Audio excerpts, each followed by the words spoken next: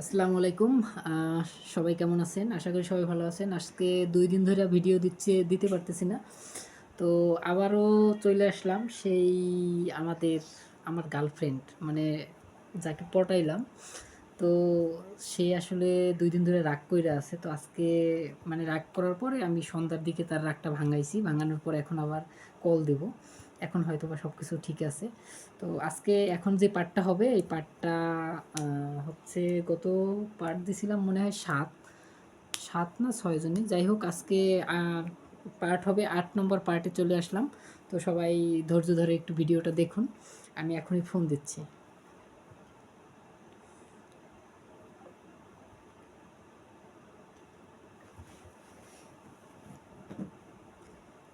কই নাম্বার জানি না কি কয়।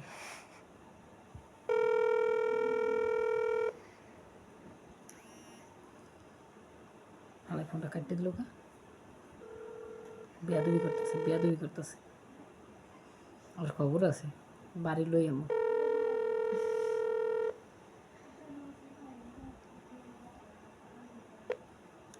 হ্যালো, আসসালামু আলাইকুম। ওয়ালাইকুম আসসালাম। কেমন আছেন? জি ভাইয়া আলহামদুলিল্লাহ ভালো। আপনি কি খবর? ভাইয়া?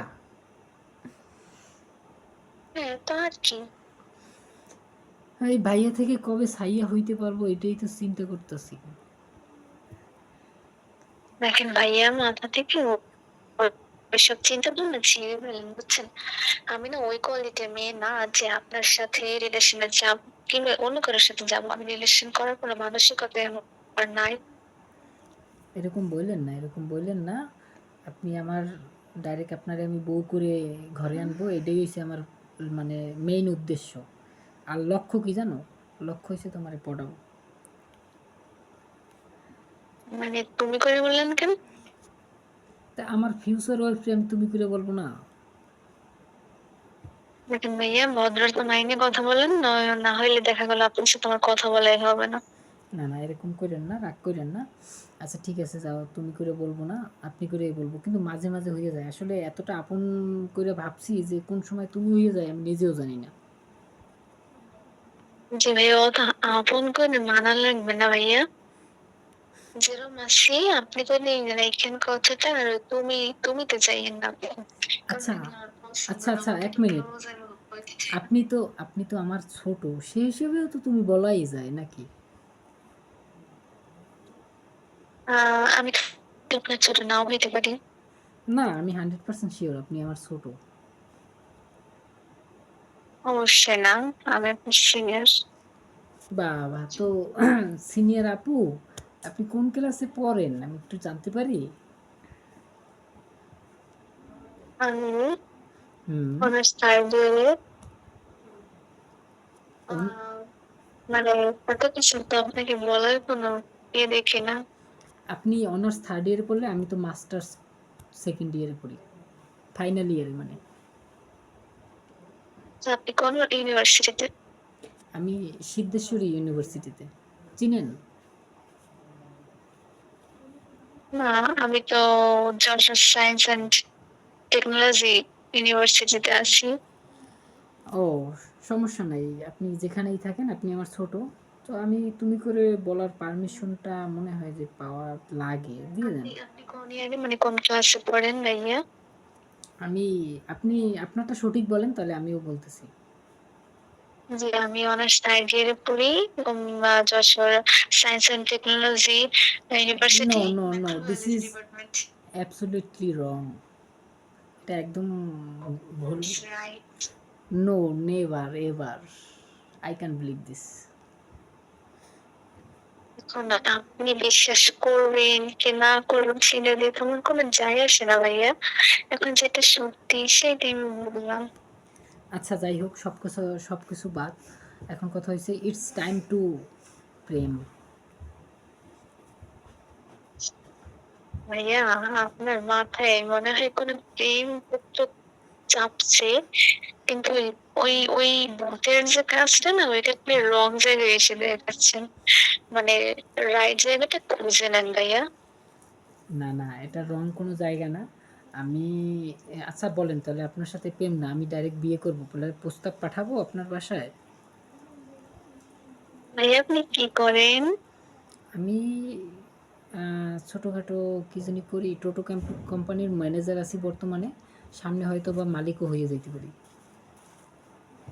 শোনেন, আমি টোটো কোম্পানির ম্যানেজারের কাছে যাওয়ার মতো ফ্যামিলি আমার না, বুঝছেন? তাহলে মানে তাহলে কোথায় যাবেন আপনি? টোটো কোম্পানির মালিকের কাছে যাবেন?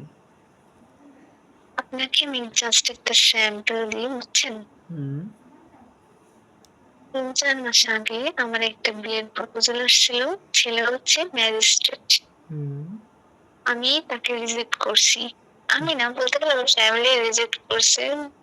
মানে একটা ম্যাজিস্ট্রেট রিজেক্ট করছে, তাইলে কেমন জায়গায় দেওয়ার মতন, মানে কোথায় যাওয়ার মতন মানে আমি কিংবা আমার ফ্যামিলি আমাকে কোথায় দিবে সেটা আপনারা এবার চিন্তা করে দেখেন।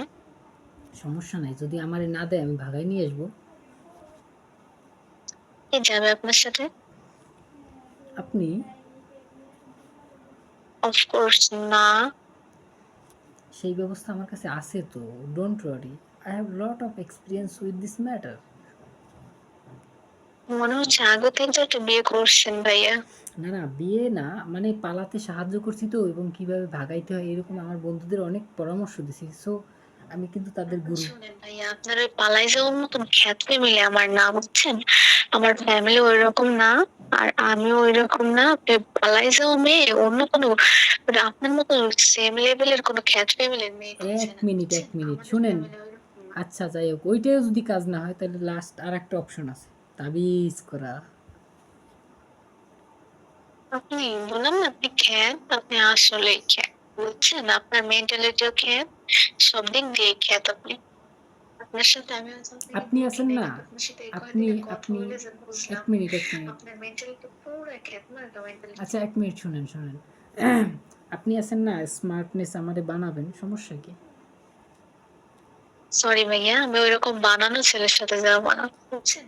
এই আমাকে এই আমার শুনো, ফ্যামিলি যাকে দিবে, এই সে রাজরানী, অলরেডি জন্ম থেকে স্মার্ট হয়ে এ জন্ম নেবে। রাজরানী, রাজরানী। সব ফালতু কথা কইেন না, আপনাকে আবার ব্লক দিতে বাধ্য করবেন না। তো সে কিন্তু ফোনটা ধাপ কইরা কাইটা দিছে, জানি না রাগ করছে কিনা। তো আজকের মতন এখানেই বিদায় নিচ্ছি। পরবর্তী কোনো পার্টে আবার অবশ্যই দেখা হবে। তাকে লাইনে আনি আগে। লাইনে আনার পরে আপনাদের সাথে দেখবেন, ওই মেয়ে তো বলছে আমার সাথে পালাই আসবে না। ও আমি যেটা বলবো ওইটাই করবে। এই ব্যবস্থাই আমি করতেছি, জাস্ট ওয়েট অ্যান্ড সি। তো আজকের মতন এখানেই বিদায় নিচ্ছি। সবাই ভালো থাকবেন, সুস্থ থাকবেন। আর হচ্ছে অবশ্যই সাবস্ক্রাইবটা করে দিয়েন। আর ভিডিওটা শেয়ার করে দিয়েন। আর যদি মন চায় একটা লাইক করে দিয়েন ভাই, আপনাদের জন্য এত কষ্ট করে ভিডিও বানাইতেছি। সো অবশ্যই লাইক, শেয়ার, কমেন্ট এবং সাবস্ক্রাইবটা করে দিয়েন। এই দিন কিন্তু গুলি ধরে গেছে একবারে আহারে। যাই হোক, সবাই ভালো থাকবেন। Bye, tata.